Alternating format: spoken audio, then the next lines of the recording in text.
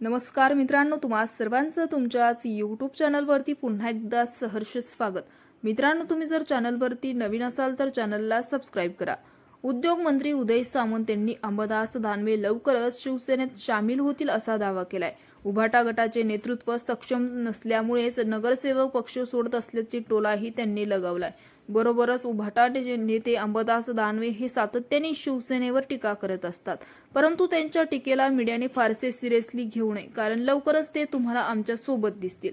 आमच्या सोबत येण्याची त्यांची प्रोसेस सुरू झाली आहे असा दावाही उदय सामंत यांनी केलाय। नेतृत्व सक्षम नसल्यामुळेच उभाटाचे निवडून आलेले नगरसेवक पक्ष सोडत आहे असा टोलाही सामंत यांनी लगावलाय।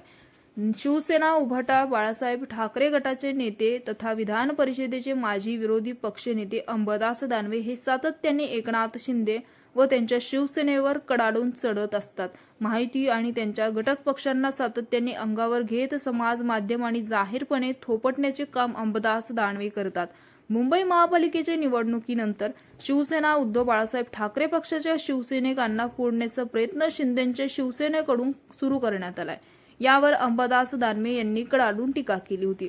या संदर्भात उद्योग मंत्री उदय सामंत जेव्हा माध्यमांना त्यांनी बोलले होते तेव्हा मात्र सामंत यांनी वेगळाच दावा केला होता।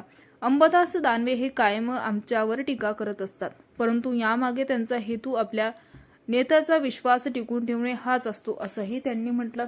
अंबादास दानवे यांच्या टीकेला माध्यमांनी फारसे सिरियसली घेऊ नये, कारण थोड्याच दिवसात अंबादास दानवे तुम्हाला आमच्या सोबत दिसतील।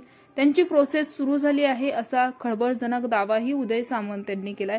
अंबादास दानवे हे जालना संभाजीनगर स्थानिक स्वराज्य संस्था निवडणुकीतून विधान परिषदेवर निवडून आले होते।